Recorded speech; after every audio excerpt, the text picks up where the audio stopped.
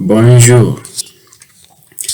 Aujourd'hui, nous allons voir ensemble le fonctionnement du logiciel web, précisément dans l'onglet Accueil.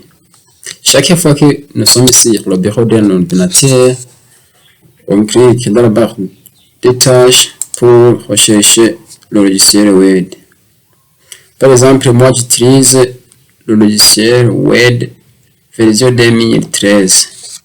Pour ouvrir cette application, je fais un double clic sur le logiciel. Vous voyez que Word s'ouvre automatiquement.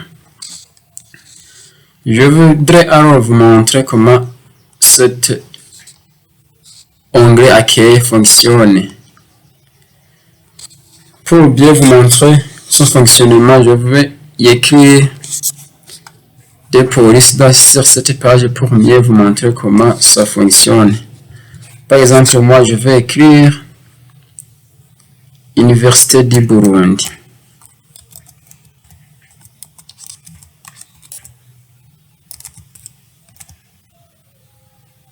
Je peux écrire aussi Campus Buhumuza.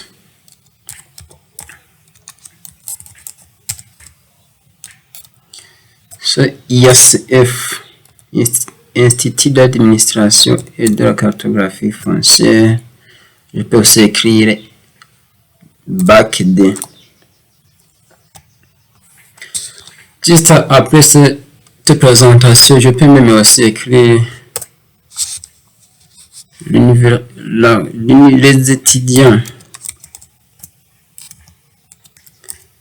de l'Université du Burundi, de la campus Buhumuza sont des étudiants qui sont honnêtes.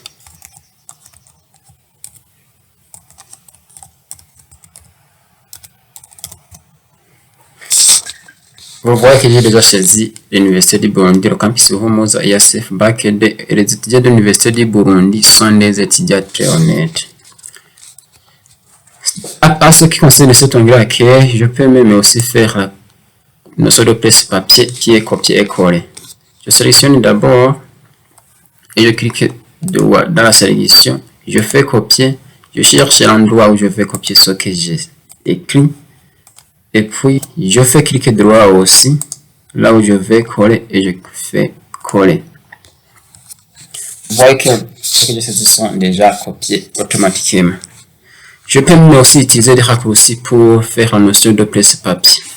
Je fais un CTRL 1 pour sélectionner tout. Je fais un CTRL C pour copier. Je cherche l'endroit où je vais copier et je fais encore le CTRL V pour coller. Chaque fois que vous faites le CTRL V, la copie se multiplie d'une façon permanente. En ce qui concerne cet onglet aussi, je peux faire modifier aussi la saisie, que ce soit en grand, en italique, ou bien je peux même aussi le souligner, changer les couleurs ou bien changer leur taille. Je sélectionne toujours avec le CTRL A. Je clique sur cette lettre G pour remettre le texte angle. Je clique sur aussi cette lettre I pour mettre le texte en italique. Je clique sur cette lettre S pour souligner. Ou bien je peux choisir aussi le type de soulignement si c'est un triangle renversé à côté de la lettre S. Je peux choisir ceci par exemple, ou bien je peux barrer aussi ce que j'ai écrit. Je peux aussi changer la couleur de police.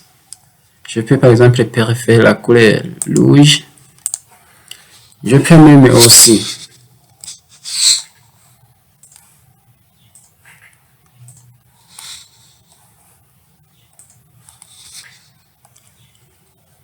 augmenter la taille ou diminuer la taille sans pour autant bien déterminer la taille.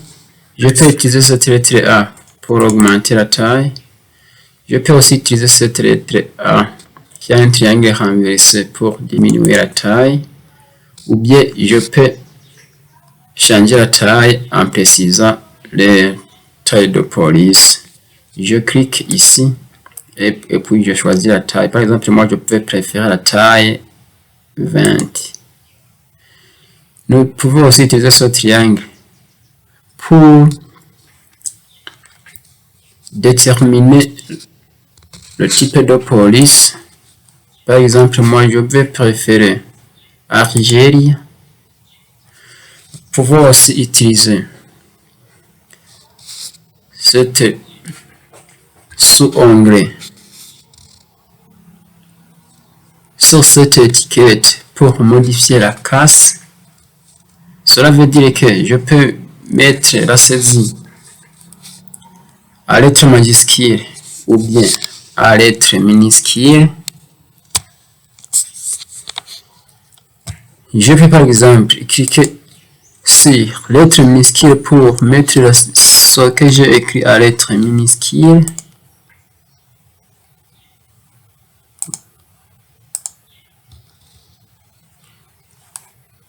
Je sélectionne tout d'abord avec CTRL A, puis je clique sur cette étiquette et puis minuscule ou bien majuscule. Je peux aussi noter cette police. Je sélectionne tout d'abord avec le CTRL A. Je clique sur pièce et je vais choisir le type de pièce qui me préfère.